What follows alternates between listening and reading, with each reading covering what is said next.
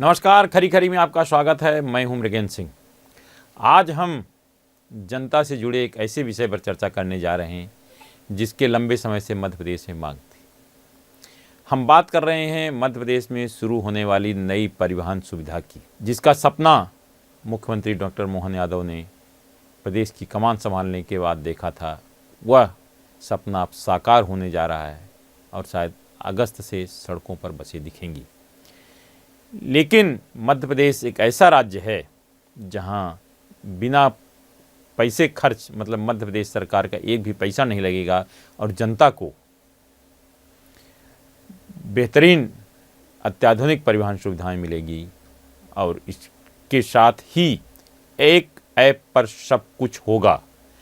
मतलब एक ऐसा ऐप बनाने जा रहे हैं परिवहन विभाग जिसमें आपको पूरी जानकारी मिलेगी। यहाँ तक कि यात्री, अगर आपकी मान लीजिए बच्ची बस में बैठी है और इंदौर जा रही है, ग्वालियर जा रही, जबलपुर जा रही, कहीं भी जा रही हो, तो आपको यह सुविधा रहेगी, आपको जानकारी दी जाएगी कि आप उसमें देख सकते हैं कि आपकी बच्ची कहाँ पर है, कहाँ पहुँची, कितने बजे पहुँची, वो उसके बाद उसको कौन सी टैक्सी मिली, कहाँ गई। ये सारी सुविधाएं एक ऐप पर रहेगी। ऐसा काम करने वाला मध्य प्रदेश पहला राज्य है। आज हम इस पर आपको विस्तार से चर्चा करते हैं। अब बताते हैं कि क्या है पूरा मामला। आपको मालूम है कि मध्य प्रदेश का परिवहन विभाग, जो परिवहन बस की सेवाएं थी, जब बाबूलाल गौर मध्य प्रदेश के मुख्यमंत्री थे, उस समय परिवहन बसों राज्य परिवहन निगम को समाप्त कर दिया गया था। हालांकि इसकी प्रक्रिया बहुत पहले शुरू हो गई थी, जब दिग्विजय सिंह मध्य प्रदेश के मुख्यमंत्री थे, तब चलते चलते और जाकर पूरी तरह से समाप्त कर दिया गया था। मध्य प्रदेश देश का एकमात्र ऐसा राज्य था जहां की अपना खुद का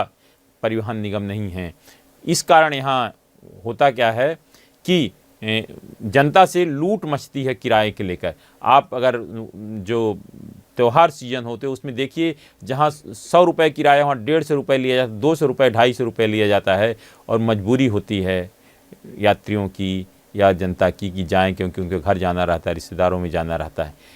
इस चीज़ से मुझे लगता है कि मुख्यमंत्री डॉक्टर मोहन यादव वाकिफ़ थे और उन्होंने प्रदेश की कमान संभालने के बाद ही तय किया था कि हम परिवहन निगम को जीवित करेंगे और ऐसा करेंगे कि लोग याद रखें। और इसकी जिम्मेदारी उन्होंने दी थी मध्य प्रदेश के मुख्य सचिव अनुराग जैन को। और उन्होंने जो मॉडल बताया, मुझे लगता है कि मुख्य सचिव अनुराग जैन ने जो एक ऐसा मॉडल बनाया कि 3 PPP मोड में, जो कि मध्य प्रदेश सरकार का, उसमें एक भी पैसा नहीं लगेगा, लेकिन बेहतरीन बस सुविधा प्रदेश के करोड़ों नागरिकों को मिलेगी। आज हम बताते हैं कि मुख्य सचिव अनुराग जैन ने जो PP मॉडल सुझाया था, जिसको मुख्यमंत्री डॉक्टर मोहन यादव ने तत्काल स्वीकार करते हुए निर्देश दिए कि समय सीमा में इसे पूरा किया जाए और इसके लागू किया जाए पूरी तरह से। अब तीनों मॉडल क्या है PPP मॉडल, मैं आपको बताता हूँ। एक तो PPP मॉडल रहेगा बस ऑपरेशन, जिसमें बस प्राइवेट ऑपरेटर होंगे, परमिट कंपनी के नाम रहेगा और रूट सर्वे भी कंपनी करेगी, प्लानिंग पूरी कंपनी करेगी, बस कहाँ जाएगी, क्या जाएगी, पूरी करेगी। लेकिन ऑपरेटर बस चलाएंगे। अब बस ऑपरेटरों को एक निश्चित राशि दी जाएगी, एक उसके लिए वे टेंडर जारी होंगे, कितना उनको प्रति किलोमीटर मिलेगा। शायद मध्य प्रदेश में अभी ₹1.26 कुछ है, लेकिन अन्य राज्यों में काफ़ी अधिक है। तो मुझे लगता है जब ये सिस्टम भी टेंडर होंगे नए सिरे से, तो इसमें भी रेट बढ़ाया जाएगा। अब कितना होगा ये कह नहीं सकता, लेकिन हो सकता है कि अन्य राज्यों में कहीं ₹1.5 प्रति किलोमीटर है, कहीं ₹1.60, तो हो सकता है कितना जाए ये तो आगे बात है। लेकिन ये PPP मॉडल पूरी तरह बसें होंगी, रूट जो कंपनी बनेगी वो तय करेंगी, किस रूट में कितने बजे टाइमिंग कंपनी तय करेगी, और परमिट कंपनी के नाम रहेगा। एक जो निश्चित राशि मिलेगी वो बस ऑपरेटरों को दी जाएगी। और इसमें इस बात का भी ध्यान रखा जाएगा कि बस ऑपरेटरों को कहीं नुकसान ना हो, ताकि जिस तरह से शहरों में बस चलें, ग्रामीण क्षेत्रों में बस चल सकें, और केवल घाटे के नहीं, घाटे के रूट पर भी बस चलें, ऐसा नहीं केवल फायदे के रूट बस चलें, इसका भी पूरा ध्यान रखा जाए। इसलिए जो रूट तैयार किया जा रहा है, गांव तक पहुंचने के लिए ऐसा रूट बनाया जा रहा है कि अगर आप शहर के किसी बड़ी जगह से जा रहे हैं तो आप गांव तक भी जाए, लोगों को सुविधा मिले कि मान लीजिए कहीं आपको फ़ायदे का है तो कहीं घाटे का, ताकि बैलेंस बना रहे और यात्री बसें नियमित रूप से चलती रहें। दूसरा होगा IIMS पोर्टल होगा, जिसमें रहेगी कि सही समय पर बस चलें, कौन सी बस कहाँ पहुँचेगी, बस की रफ्तार क्या रहेगी, अगर बस की रफ्तार ज़्यादा ना हो, क्योंकि सबसे ज़्यादा जो ज़रूरी है लोगों की जान को सुरक्षा, इस कारण बस पूरा सिस्टम ऑटोमेटिक रहेगा कि अगर बस कहीं तेज़ रफ्तार चलती है तो उसकी मॉनिटरिंग की व्यवस्था रहेगी। हर संभाग में उड़नदस्ता रहेंगे जो ये सब मॉनिटरिंग के साथ ही यह भी देखेंगे कि सब चीज़ सही है कि नहीं। ये भी पीपीपी मोड पर रहेगा। और ये जिसको पीपीपी मोड पर काम करने के दिया जाए, कोई देश की बड़ी आईटी कंपनियां आएंगी, अभी इसका टेंडर होने वाला है, उनको 15 साल के लिए दिया जाएगा। और जो ज़रूरत पड़ने पर, जैसे ज़रूरत पड़ेगी तो उसको अपडेट भी करते रहेंगे। उनके करीब 300-350 कर्मचारी रहेंगे जो हर चीज़ पर ध्यान रखेंगे। बस का टाइमिंग क्या है, कितने बजे बस पहुंच रही कि नहीं पहुंच रही, अगर लेट पहुंची है तो क्यों पहुंची है, यात्री बैठे हैं सुरक्षित है कि नहीं, कहाँ जा रहे हैं, रूट कहाँ जो बस स्टॉप पर खड़ी हो रही कि नहीं खड़ी हो रही, अगर बाहर बस स्टॉप से अलग खड़ी हो रही क्यों खड़ी रही, उसमें जो यात्रियों का सामान है वो सही ढंग से है। पूरी चीज़ की एक एक चीज़ की मॉनिटरिंग रहेगी। मुझे लगता है यह करने वाला मध्य प्रदेश सरकार, मध्य प्रदेश पहला राज्य होगा जहां इस तरह की सुविधाएं दी जाएंगी। तीसरा रहेगा वही पीपीपी मोड पर होगा कि जहां बस स्टॉप बनेगा, जहां बस स्टैंड बनेगा, बड़े ज़िलों में, हर ज़िलों में डिपो होंगे, बस स्टैंड, वहाँ पूरी सुविधा दी जाएगी। बसें खड़ी होंगी, वहाँ बस की साफ़ सफाई की व्यवस्था रहेगी, पानी की व्यवस्था रहेगी, वहाँ होटल की व्यवस्था रहेगी, चाय पानी के लिए, नाश्ते के लिए सब चीज़ रहेगी। यात्रियों के साथ ही ड्राइवर कंडक्टर होंगे, उनका भी पूरा ध्यान रखा जाएगा। ड्राइवर कंडक्टर कहाँ रुकेंगे इसके लिए भी पूरी सुविधा रहेंगी, रेस्ट हाउस रहेंगे। ये सब पूरा पीपीपी मोड पर होगा और सरकार उसके लिए ज़मीन देगी और व्यवस्था प्राइवेट व्यक्ति करेंगे।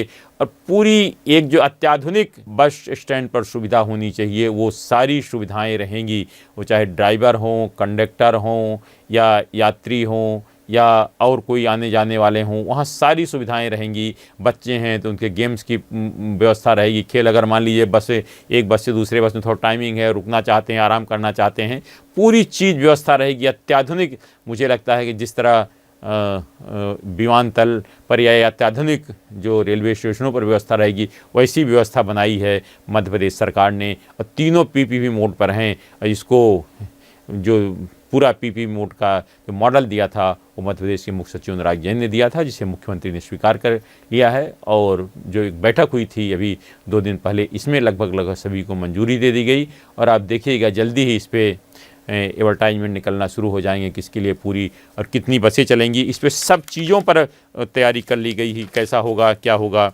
और क्या बसें चलेंगी, नहीं चलेंगी, कितनी बसें चलेंगी, सब पूरी तैयारी हो गई है। कितनी बसें कितनी चलनी हैं। और अभी हो सकता है शुरू में लगभग 1,500 बसें चलाने का है अगले 6-8 महीने के अंदर। और सभी बसें A1 बसें होंगी और जो ज़्यादा समय की बसें होंगी, पुरानी बसें, उनको नहीं रखा जाएगा। साथ ही इस बात का भी ध्यान रखा जा रहा है कि जो 15 साल पुरानी बसें हैं या खचाड़ा बसें हैं, कबाड़ बसें हो चुकी हैं, वो भी रोड से बाहर जाएं। वर्तमान में लगभग 900 बसें, 899 बसें ऐसी हैं जो कि 15 साल से अधिक की हैं। उन बसों को तत्काल सड़क से बाहर करने का निर्णय लिया गया है। इसके लिए सख्त निर्देश भी जारी किए गए हैं परिवहन विभाग द्वारा सभी आरटीओ को।